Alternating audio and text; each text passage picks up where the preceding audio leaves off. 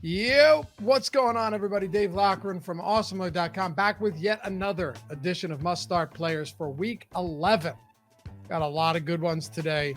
Not just your typical gotta start these top options, but guys that you might be sleeping on. Maybe they're on your bench. Maybe you haven't even thought about playing them and you're making the wrong decision. Well, that's why I'm here and that's why you're here watching. We do it, wrap it up in a quick few-minute video to make sure you're in good shape heading into every single week. So let's dive straight into this one. But before we do, hit that thumbs up. Helps us immensely continue to put out free content here on the channel, and subscribe if you haven't done so yet. And hey, follow me. Hit me up at Laffy_D, Loughy_D. You won't regret it. Let's make this happen. AJ Dillon immediately became the best spot start for Week 11 the moment Aaron Jones went down with the knee injury, and it's not even close. Dillon had already been pretty heavily involved in the Packers offense lately, but his Week 10 workload in a disgusting overall game against the Seahawks was unlike anything we could have imagined. Here's what I mean. Dillon played 49% of snaps on the day. Jones played 46% before the injury. Those 49% of snaps for Dillon worked out to 36 plays, of which he saw 23 looks. Yep, Dillon was involved either on the ground or through the air on 64% of his snaps, and he only played half of the game. So if we consider that a preview of what type of workload he could see against the Vikings, just imagine what it'll look like as the clear lead back in Green Bay. The Packers are 3-point favorites on the road against the Vikings and have a nice 26-point implied total for the week.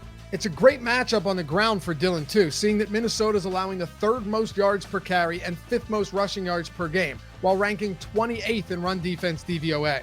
There's just no way you're passing up a likely 20-plus touches in a plus matchup, especially when the Packers are top 10 in run plays inside the red zone this season.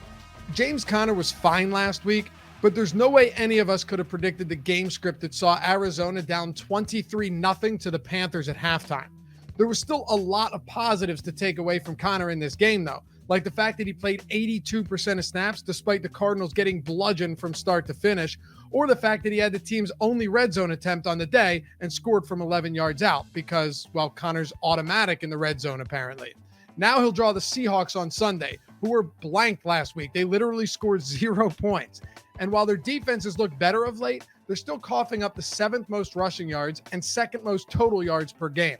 Arizona's a slight road favorite with Kyler Murray expected back in the lineup, which should provide Conner with more opportunities inside his opponent's zone and more than the 10 rushing attempts he had in a blowout loss last week.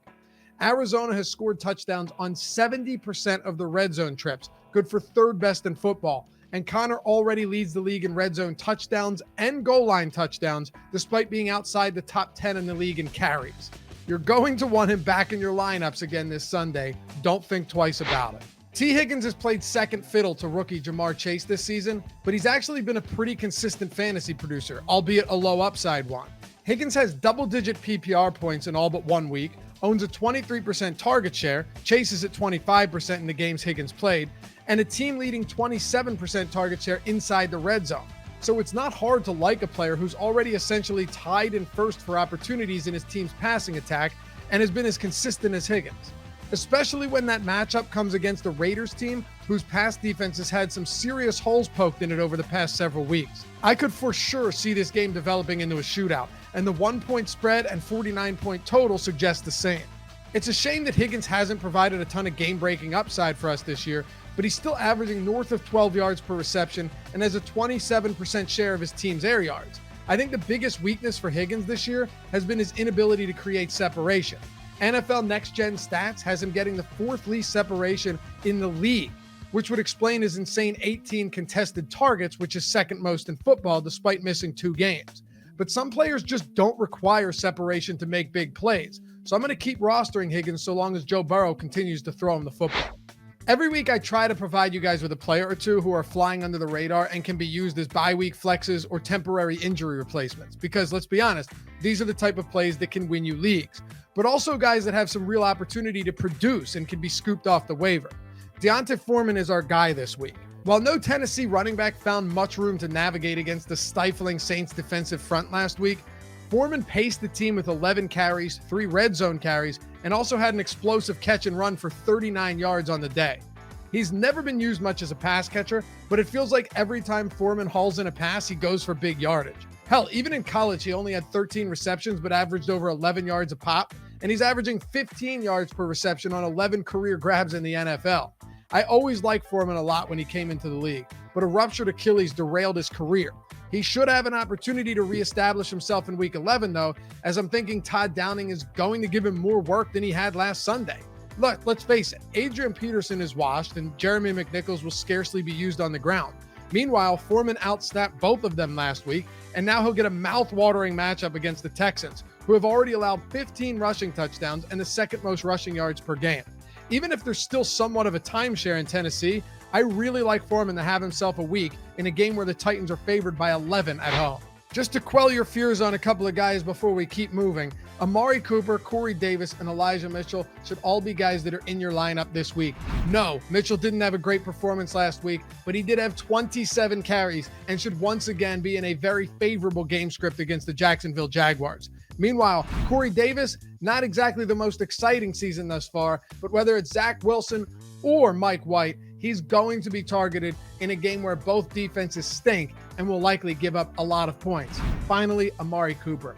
His best game since week 1 came with Cooper Rush, not Dak Prescott at the helm. Awful, right? But at the same time, in a game with the highest total on the entire week against the Kansas City Chiefs with a 2.5-point spread, you have to go back to Amari and take those shots, even if Michael Gallup is healthy now. I normally wouldn't have much interest in a player like Devonta Smith against the Saints, but this week is different. Smith has looked fantastic over the last 2 weeks, and Jalen Hurts is coming off by far his best game as an Eagle. They lost Dallas Goedert to a concussion last week, though, and I really wouldn't be surprised to see him sit on Sunday.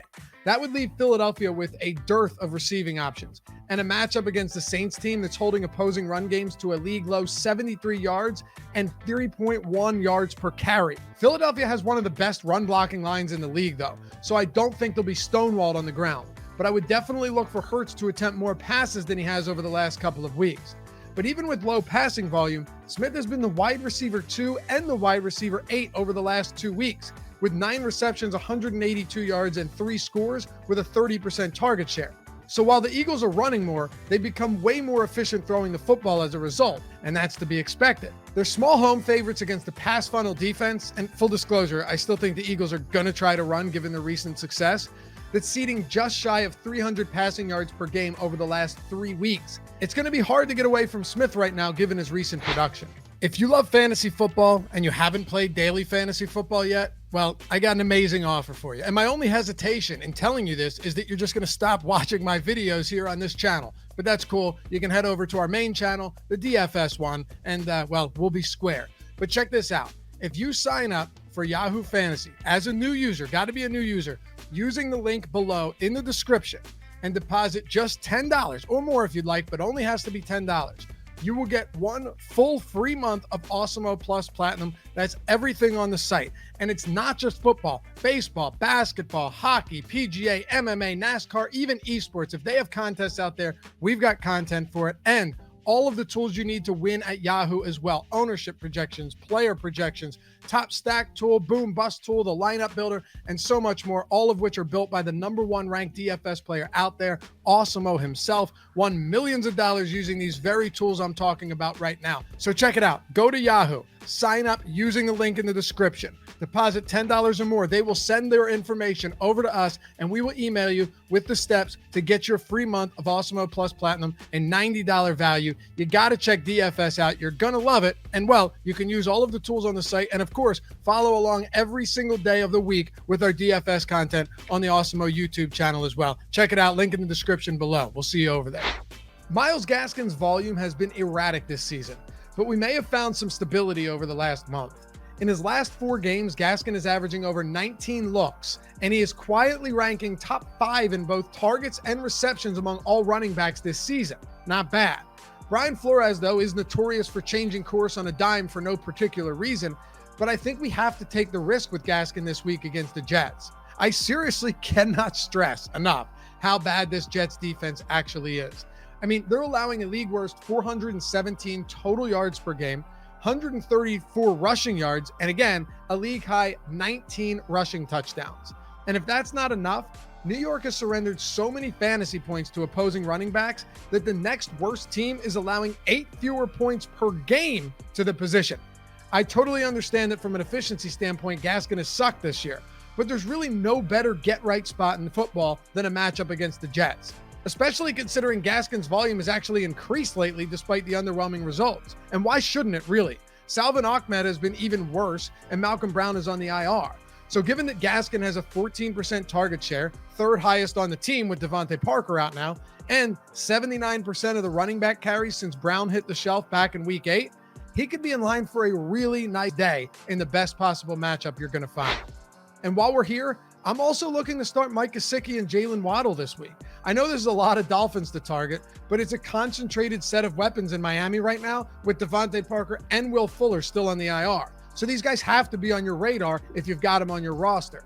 The Jets haven't just sucked against the run either. They're allowing 329 passing yards and an absolutely absurd 40 points per game over the last 5 weeks. So there should be room for more than just one player to eat in this Miami offense. And Tua Tagovailoa should be healed up enough to play effectively, or so we'd hope. Be sure to check out everything we've got to offer over at Awesemo.com. I'm talking season-long fantasy football, DFS, and sports betting, all headed up by the #1 ranked DFS player in the world, Awesemo himself. As always, appreciate you guys watching. I'm Dave Loughran, and I'll catch you back here for the next one. Peace.